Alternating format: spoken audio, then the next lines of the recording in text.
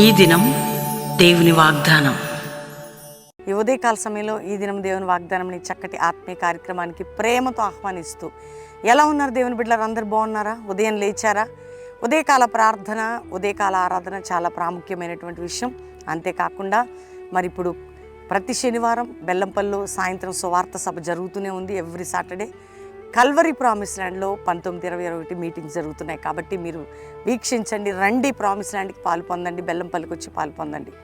ముఖ్యంగా ఇంకా రక్షణ మారు మనసు లేని బిడ్డలు ఎవరున్నా, ఇది రక్షణ దినం. యేసు నీ రక్షకుడు, దేవుడు నీ పాపాల నిమిత్తం ఆయన చనిపోయి తిరిగి లేచాడు, పరలోకి వెళ్ళాడు, రాబోతున్నాడు. యేసు ప్రభు నమ్మితే నాకు లాభం ఏంటంటే నీకు పరలోకం వస్తుంది, నిత్యజీవం వస్తుంది, పాప క్షమాపణ వస్తుంది.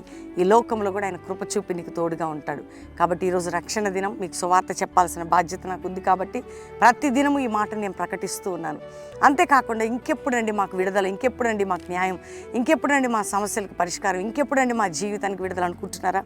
దేవుడు మాట తప్ప న్యాయము చేయవాడును, నీ పక్షముగా వ్యాజ్యమాడు దేవుడు, నీ ఆయన కృపని మెండుగా చూపే దేవుడు. ఎన్నో విషయాల్లో మా జీవితాల్లో కృప చూపాడండి. ఎన్ని పోరాటాల మధ్యలో మాతో ఉన్న దేవుడు మనందరితో ఉంటాడు, మన పక్షంగా సహాయం చేస్తాడు. మన వ్యక్తిగత ప్రార్థన, దేవునితో సన్నిహిత బాంధవ్యం కలిగి ఉందాం.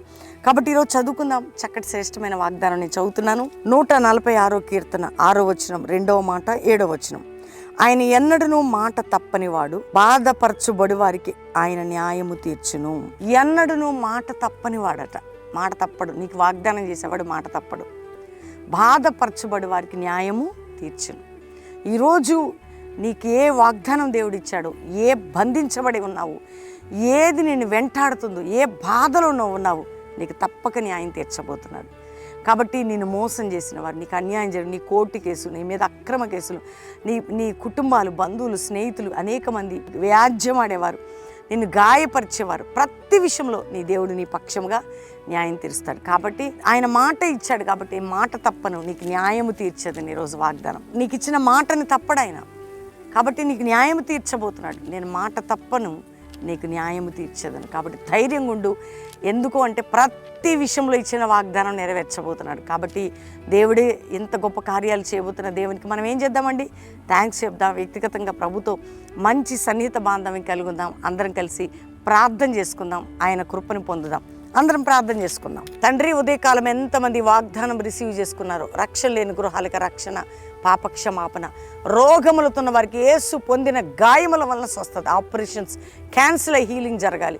తండ్రి, ప్రతి గర్భం లేని గర్భాలు తెరవబడాలి. వివాహం కాని బిడ్డలకు వివాహాలు, అప్పుల భారం, ఆర్థిక భారం, మానసిక ఒత్తిడి విడుదల, నానావిధ నిందలు, గాయాలు, అవమానాల నుంచి విడుదల, విడిపోయిన కుటుంబాలు కట్టబడాలి. అంతేకాక ప్రభా, కోర్టు కేసు న్యాయము తీర్చి వారికి వ్యాజ్యం ఆడండి. ఎవరెవరి మీద అబద్ధపు కేసు ఉండి కొట్టివేయబడాలి ప్రభా.